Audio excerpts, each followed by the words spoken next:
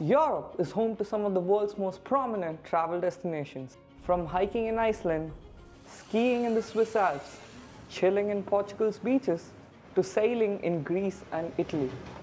Are you a national of one of those countries that need a visa to visit Europe? My name is Karthik. I am an Indian citizen in the US on an H-1B visa, and in this video, I'm going to explain how I got the Multiple Entry Schengen Visa for my upcoming trip to Portugal. The Schengen Visa is basically a document that allows you to enter or pass through the borders of all the countries that are in the Schengen agreement.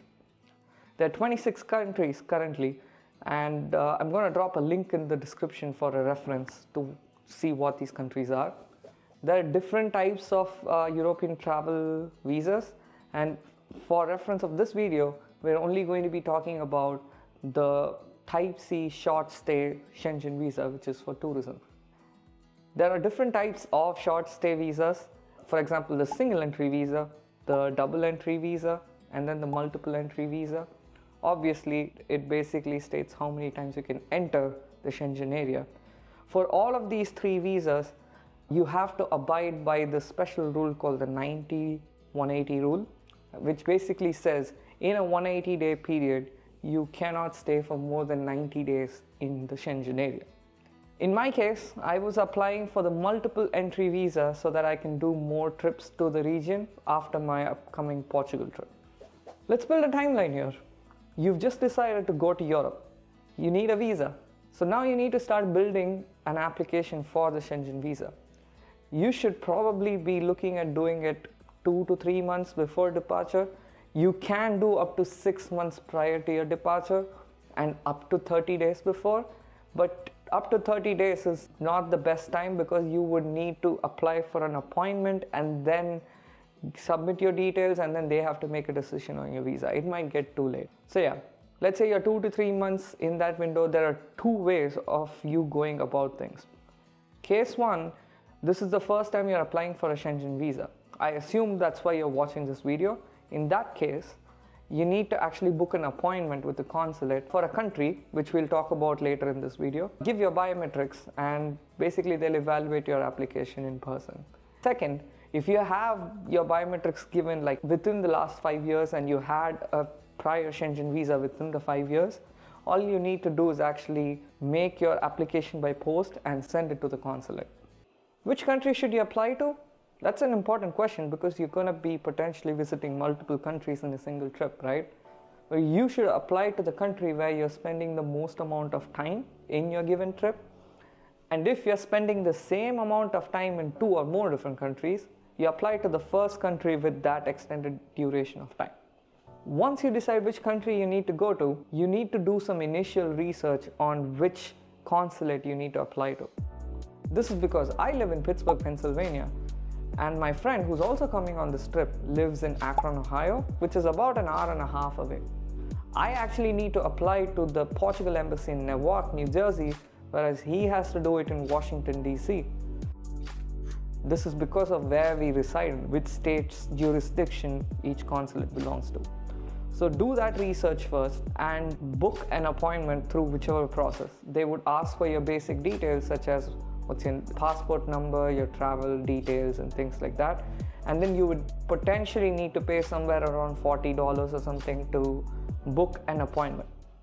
Now comes the document prepping stage. In my opinion, there are 5 different classes of documents that you need to keep ready. First is your application form, identity-related documents, residency-related documents, finance and employment-related documents, and finally, your itinerary and travel bookings. You need the application form, obviously. It contains basic information such as what's your passport details, where you're intending to go, what's your intended duration of stay, where you're going to stay, and things like that. I'm going to drop a link in the description if you apply through VFS. That's the form. You need to get it printed out and you need to take it to the interview. Now, if you have a multiple entry request, you need to basically have a cover letter that tells what your intention is to apply for the visa and why do you need a multiple entry visa. Usually they only give single entry visas for the first application, This is what my consulate officer said, but my cover letter helped the cause, and I basically got a multiple entry visa. Identity comes next. You need your passport, and if you have your old passport having a different Schengen visa, you should probably give that as well. And then a photograph of the given specification, which I'll note here.